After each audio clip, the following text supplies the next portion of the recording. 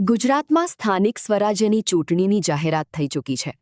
ગુજરાતના ચૂંટણી પંચના દ્વારા આપવામાં આવેલી માહિતી પ્રમાણે આગામી ચૂંટણી દરમિયાન 4,19,00,000 જેટલા મતદારો તેમના બંધારણીય અધિકારનો ઉપયોગ કરશે. ગુજરાતમાં સ્થાનિક સ્વરાજની ચૂંટણીને આડે થોડા જ દિવસો બાકી છે, ત્યારે ચાંદખેડા વોર્ડ નંબર 3માં આમ આદમી પાર્ટીના ઉમેદવાર તરીકે હાર્દિપ પૂનમભાઈ ઉમતિયા, યશવી નરેશ સુદર્શન નામની પસંદગી કરવામાં આવી છે.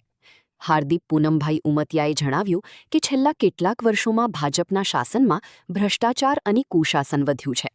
તેમણે આક્ષેપ કર્યો હતો કે અમદાવાદ એક વિકસિત હોવા છતાં પાયાની સુવિધાઓના મામલે અન્યાયનો ભોગ બન્યું છે. અમદાવાદની જનતા હવે પરિવર્તન ઈચ્છે છે, ત્યારે ભાજપના ભ્રષ્ટાચારી શાસન સામે આમ આદમી પાર્ટી એક મજબૂત અને ઈમાનદાર વિકલ્પ તરીકે મારા નામની જે પસંદગી દર્શાવી તે બદલ હું આમ આદમી પાર્ટીનો આભાર વ્યક્ત કરું છું. મારું નામ હાર્દિપ પૂનમભાઈ ઉમતિયા છે. બાય પ્રોફેશન હું એડવોકેટ છું. છેલ્લા 10 વર્ષથી હું સમાજ સેવા કરી રહ્યો છું અને છેલ્લા 5 વર્ષથી હું આમ આદમી પાર્ટીમાં જનતાની સેવા કરી રહ્યો છું. આગળની રણનીતિમાં એવું છે સાહેબ કે ચાંદખેડા વોર્ડમાં જોવા જઈએ તો ઘણી બધી નાના પ્રશ્નો છે અને જનતાને ઘણી બધી તકલીફો પડી રહી છે.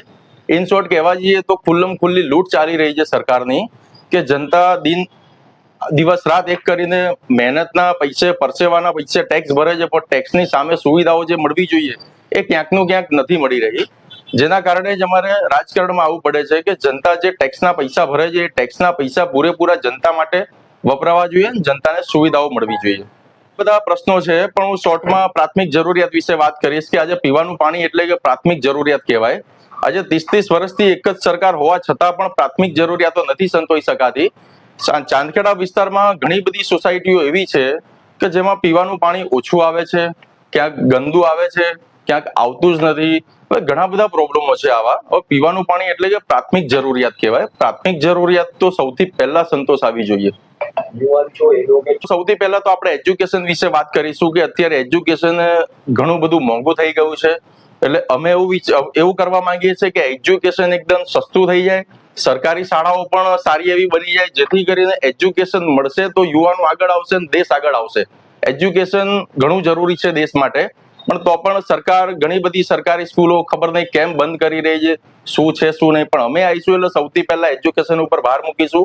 એજ્યુકેશન હશે તો જ દેશ આગળ વધશે અને યુવાનો આગળ વધશે. ઓકે. મારું નામ વિનોદ પરમાર છે. હું Gujarat state president hospital care committee આમ આદમી પાર્ટીમાંથી છું. હવે ઇલેક્શન વિશે કહીએ તો આ ઇલેક્શન જે આવ્યું છે ખરેખર ખરાખરીનો જંગ કહેવાય, ખરાખરીનો ખેલ છે. એનું કારણ કહું કે છેલ્લા કેટલાય 30 વર્ષથી તો ભાજપની સરકાર છે અને ભાજપના કાર્યકરો કે કોર્પોરેટરથી કે કોઈ મોટા નેતાઓથી જનતા ત્રસ્ત પોકારી ગઈ છે. એનું મૂળ કારણ છે કે એ લોકો ભ્રષ્ટાચાર સિવાય કંઈ કર્યું નથી. આજે આટલી બધી ટેક્સની ઇન્કમ છતાં બી દરેક પ્રજાના માથે દેવું બતાવી રહ્યા છે. બરાબર, જે દેવું ઘટવું જોઈએ એનાથી વધતું જોઈએ. જ્યારે ત્યારે ઇલેક્શન આવે છે ત્યારે સાહેબ મગરમચ્છના આંસુ સારવા બેસી જાય છે. કોઈ બી કાલે મહિલા અનામતના મુદ્દે વાત કરી. મહિલા અનામત બિલ તો ક્યારનું પાસ થઈ ગયું, છતાં બી લોકોને ઇમોશનલી લેવા માટેના બધા પેતરા કરી રહ્યા છે આ લોકો, બરાબર, ભાજપવાળા. એટલે અમે તો એક જ વસ્તુ કહીશું કે આમ આદમી પાર્ટીની જે પેનલ છે એમાંથી હાર્દિપ ઉમતિયા અને યશવી સુદર્શન એ બંને વ્યક્તિ એવા ઉતાર્યા છે કે જે ઓલરેડી આ બધાની નાડ ઓળખી ગયેલા છે. ટૂંકમાં આ જે ચાંદખેડાની પ્રજા છે કયા મુદ્દા ઉપર અત્યારે હાલમાં ત્રસ્ત છે એ બધી ખબર છે. કારણ કે જો ઘણા સમયથી અહીંયા મ્યુનિસિપલ કોર્પોરેશનનું પાણી આવતું નથી રેગ્યુલર, ઘણી સોસાયટીઓમાં બૂમો છે.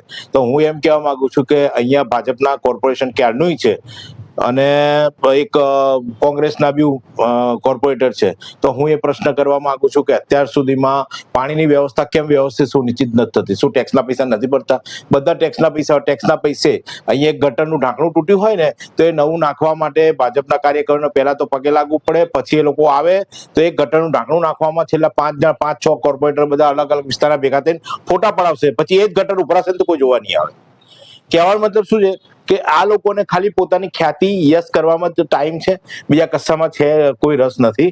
બરાબર છે. આ લોકો જનતાના જે પ્રશ્નો છે એ ગેરવલ્લે દોરવા માટે નિર્માયા છે. બરાબર છે. જનતાના પૈસે, ટેક્સના પૈસે આ લોકો તાકતજી ના કરે છે. એમનો પ્રચાર પ્રસાર જે બી હશે એ ટેક્સના પૈસેથી થાય છે લોકોના.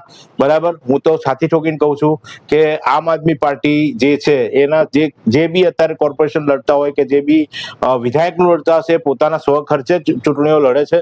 બરાબર. અમે કોઈ ફંડની અપેક્ષા રાખતા નથી. બરાબર છે. કારણ કે આ લોકોને તો ઉપરથી બધા ફંડ ફાળવાઈ જાય છે. ફલાણા આટલા ઢીકડા પૂછડા બધા અલગ અલગ પ્રકારના ફંડ આપવામાં આવે છે. જ્યારે અમે અમારા સ્વ ખર્ચે અમારા જે બી કોર્પોરેટર માટે ઉભેલા છે એ વ્યક્તિ સ્વ ખર્ચે લડે છે. અને હાર્દિક ઉમિતિયાને હું હોસ્પિટલ કેર કમિટી આમ આદમી પાર્ટી વિનોદ પરમાર એક જ અપીલ કરું છું જનતાને તમારા વતી કે હાર્દિક ઉમિતિયા એક એવા ઉમેદવાર જે છે બરાબર જે અમારી સાથે પહેલાથી બેસેલા છે. અમારી સાથે હું જે હોસ્પિટલોમાં જઉં છું, જે હોસ્પિટલનો જે અણઘડ વહીવટ ચાલે છે એની સામે જે અવાજ ઉઠાવું છું, દરેક દર્દીને હું ફાયદો કરાવવા માટે પ્રયત્ન કરું છું. કેટલાય લોકોના પૈસા માફ કરાયા છે. એમાં હાર્દિક ઉમિતિયા આવે જ છે અમારી સાથે. હાર્દિક ઉમિતિયા હોય કે એસસી સુદર્શન હોય, એ લોકો અમે વર્ષોથી ઓળખીએ છીએ. એટલે હું જનતાને એક નિવેદન કરું છું કે હાર્દિક ઉમિતિયાની એસસી સુદર્શનને ભારી માત્રામાં વોટ કરીને વિજય બનાવવાનો પ્રયત્ન કરજો અને બનશે જ એવી મારી